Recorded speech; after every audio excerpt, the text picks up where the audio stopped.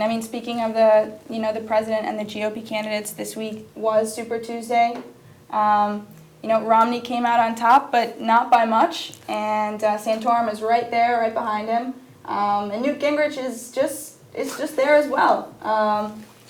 Do you both see Newt Gingrich dropping out anytime soon? And do you think this could be the right time with two candidates emerging in the front? I don't think Newt's going anywhere. I think he's going to be here until April. I tell him, Newt, let's get out. I mean, he won his home state, Georgia, and he won South Carolina, and even Santorum did very well in Oklahoma and Tennessee, I believe it was, that night. So that kind of hurts Newt in his southern campaign. I mean, is Newt staying in this for publicity? I mean, is he staying in this for other reasons? I mean, what else could be his motivation besides this when he is falling behind? Newt's Newt. He did it when he was the Speaker of the House, making that he's the man on top. He's going to stick. He's staying to his guns, staying on the same message. Did great in debates and everything. His campaign was dead. Get out, Newt. Time to get out? Time to get out, Newt. Shayna, how do you respond to this? And I mean, I guess with two emerging in the front, I mean, could you share a little bit about your thoughts on which one you think is ultimately going to be the nominee? Well, I think Newt Gingrich wants to get his hands on the southern states. He really thinks that he's going to do well there. If he doesn't, I think he's going to pull out. And sorry to say, I really do think that Mitt Romney's going to get the nomination. I'm not particularly happy about that, but is he electable? Perhaps. But it's going to be very difficult to see differences between him and President Obama. I really do see him as a moderate, and Barack Obama is going to pose himself as a moderate as well, coming up in the next few months. How come you're disappointed if Mitt Romney does become the nominee? Mitt Romney, to me, is a moderate. That's what he is. I am not. He has flip-flopped on many issues, and that does not mean that he is not presidential, but it certainly does mean that he's iffy on what he believes in, and that, to me, is a negative quality. I don't like to hold politicians up to ideal standards because none of us are ideal. We are all humans, we all make mistakes, we all change our opinions. But when you're running for President of the United States, I want a little bit more tenacity, I want a little bit more, he needs to be rooted a little bit more, and I don't think he is.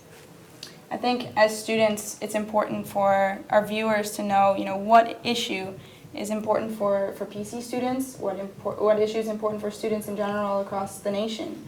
If you had to think of, one topic or one thing that could really be improved, should there be whether the next president is Obama or someone else, I mean, what is that one issue that really stands out to you that we need to focus on right now?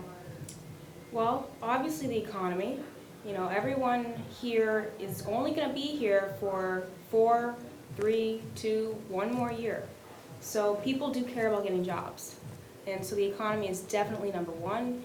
Number two, we're at a Catholic university. People care about social issues, believe it or not. I mean, it seems trivial, but at the end of the day, people care about their stance on abortion. They care about contraceptives, the latest hot topic. They care about these issues. So I would say economy and social. Matt, could you respond? I'm going to say the economy, education, and how people are going to be able to get loans and everything. I think that's very important to students. But also I think that with the economy, there's also going to be the Iran issue. I think Iran's a big player. If it's going to be how Obama responds to Iran. If Iran and everything erupts into roar, it was on the USA Today writing the thing. Right now, many economists say we're in a bull market right now. How much longer is that bull market going to last? What are the other things that could play to make this bull market stop? Greece is one. Right now, they figured it out for now. Who knows? They could default again. Iran. What's going to happen with Iran? Oil prices. Oil prices, they had a huge chart today on the USA Today that said if oil prices get to $4.50, that's a chunk of money that's coming out of people's pockets that's not going back into the economy. So I think all that's going to come back into companies hiring. Students need to be hired when they leave college. But I think also we're at a pivotal point, I think the clouds are clearing. We may look a little bit brighter in the future, but I think there's a long way to go and some tough issues ahead. Yes, you bring up Iran. I do not think students care about Iran or anything dealing with foreign policy. When you look at who young Republican voters are supporting, it's all Ron Paul. No one cares about foreign issues. People say we have issues here, we need to stay here, we need to focus on them. So I would disagree with you on the part that students really care about Iran or anything in the foreign world. And I'm just going to comment back. Ron Paul, he hasn't made traction in anything. He gets the young vote because young people like to think of peace and everything. But you also have to look at the greater picture of how other, America is not an isolationist country. There's other players in the world, and their actions can eventually hurt us in the long term.